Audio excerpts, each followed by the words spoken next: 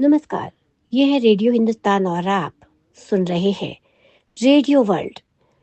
Radio world में आज हम आपको एक ऐसी महान अमेरिकी धाविका की जीवन यात्रा के विषय में बताएंगे जिन्होंने अपने ही जीवन में एक नया इतिहास रचा और लोगों के लिए प्रेरणा स्रोत बनी।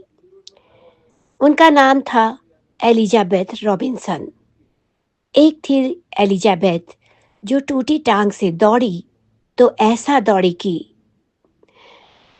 एलिजाबेथ रॉबिन्स, जिसको एक वक्त पर डॉक्टरों ने यहाँ तक कह दिया था कि अगर वो फिर से दौड़ना चाहती है तो उसके लिए उसे नया जन्म लेना होगा।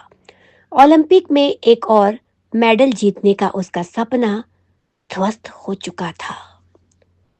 वक्त की घड़ी में थोड़ा उल्टा चलते हैं। पीछे की तरफ नजर आता है एक छोटा सा शहर जिसमें थी एक छोटी सी लड़की, 15 साल की एलिजाबेथ, जो हर रोज स्कूल से घर जाने वाली ट्रेन पकड़ती थी। सहेलियों के साथ की वजह से अक्सर देर हो जाया करती थी उसे। ट्रेन बहुत कम समय के लिए स्टेशन पर थमती थी।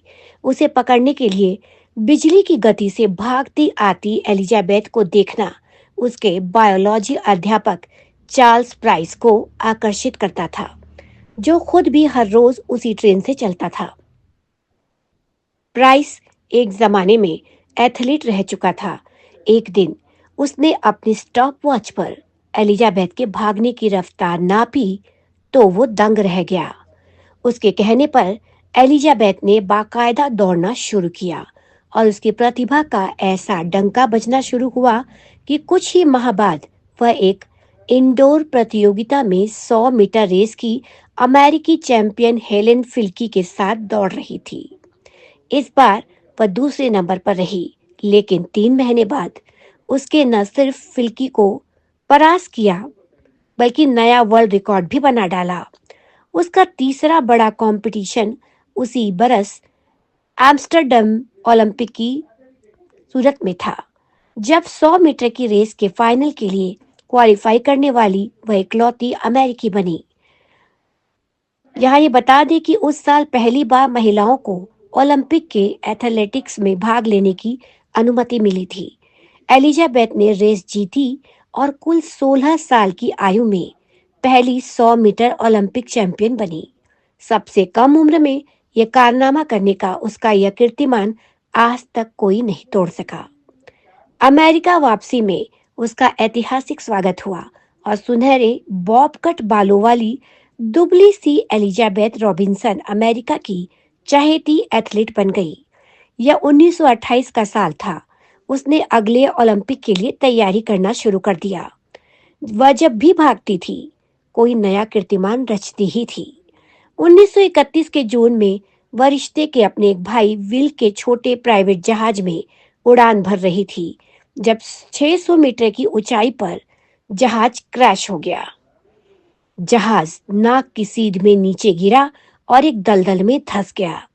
बचाव करने वालों ने दोनों को अचेत पाया। जिस आदमी ने एलिजाबेथ को उठाया उसे लगा कि वो मर गई है। उसने उसे अपनी गाड़ी की डिक्की में डाला और अस्पताल ले जाने के बजाय अंडरटेकर के पास ले गया। मृतदेह की अंतिम तैयारी करने वालों को अंडरटेकर कहा जाता है। उसने एलिजाबेथ की देह में कुछ हरकत महसूस की और उसे अस्पताल पहुंचाया। उसकी टांग, कूल्हे और बाह की हड्डियों का कचूमर बन गया था, लेकिन वह बच गई थी। विल को भी गंभीर चोटें आई थी और कुछ समय बाद उसका पैर काटना पड़ा। अस्पताल से छुट्टी देते हुए एलिजाबेथ को डॉक्टरों ने यह बताया कि वह कुछ समय के बाद ही चल सकेगी। उसकी चाल में एक लचक भी आ जाती थी। डॉक्टरों ने यह भी कहा कि फिर से दौड़ने के लिए उसे नया जन्म लेना होगा। इसका अर्थ ये है कि उन्होंने अप्रत्यक्ष रूप से उसे ये कह दिया था कि अब वो कभी दौड़ नहीं पाएगी।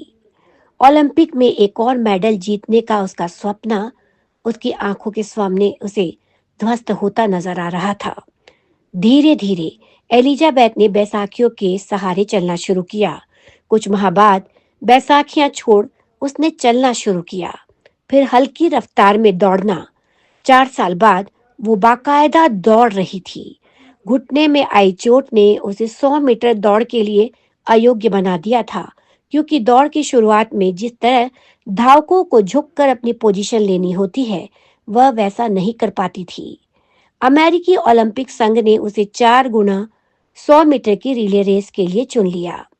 बर्लिन में 8 अगस्त 1936 को हुए इस रेस के फाइनल में अमेरिका का मुकाबला मेजबान जर्मनी से हुआ। दूसरे राउंड तक जर्मनी की लड़कियां आगे चल रही थीं।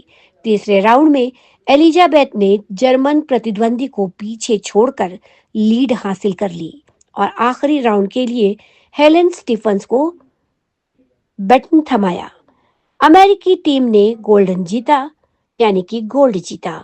एलिजाबेथ उर्फ बेटी रॉबिन्सन का यह दूसरा ओलंपिक गोल्ड मेडल खेल इतिहास की सबसे बेशकीमती उपलब्धियों में गिना जाता है। इसके बाद एलिजाबेथ ने ट्रैक से संन्यास ले लिया और धीरे धीरे लोग उसे भूलने लगे। 40 साल बाद 1977 में उसे अमेरिकन हॉल ऑफ फेम में जगह मिली। हालांकि खुद एलिजाबेथ ने कभी किसी तरह की कोई बात सार्वजनिक रूप से नहीं की, लेकिन उसके परिजनों को लगता था कि अमेरिकी सरकार और उसके खेल संगठनों ने एक चैंपियन को वह सम्मान नहीं दिया जिसकी वो अधिकारी थी। बहरहाल 19 साल और बीते। 1996 के साल जब वह डेनवर में रह रही थी, अटलांटा ओलंपिक खेलों की मशाल उसके शहर से गुजरी। कृशकाय हो चुकी एलिजाबेथ रॉबिन्सन को कुछ दूर तक उसे लेकर दौड़ने का अनुरोध किया गया। ओलंपिक एसोसिएशन ने उसकी खराब हालत को देखते हुए सहायकों की व्यवस्था कर रखी थी, लेकिन उसने किसी भी तरह की मदद लेने से इनकार कर दिया। डेनवर की सड़कों पर भारी ओलंपिक मशाल को हाथों में उठाए 84 बरस की उस रॉबिन्सन को जिस जिस पुराने खेल प्रेमी ने देखा, उसे उसके चेहरे पर 1928 में ओलंपिक गोल्ड जीतने वाली कटे बालों वाली उसी विनम्र किशोरी की झलक नजर आई, जिसे मौत भी पराजित नहीं कर सकी थी। महान थी यह धाविका जिसका नाम था एलिजाबेथ रॉबिन्सन। तो रेडियो वर्ल्ड में आज के लिए इतना ही। मुझे दीजिए अनुमति, फिर आपसे मुलाकात होगी। तब तक के लिए नमस्कार। रेडियो हिंदुस्तान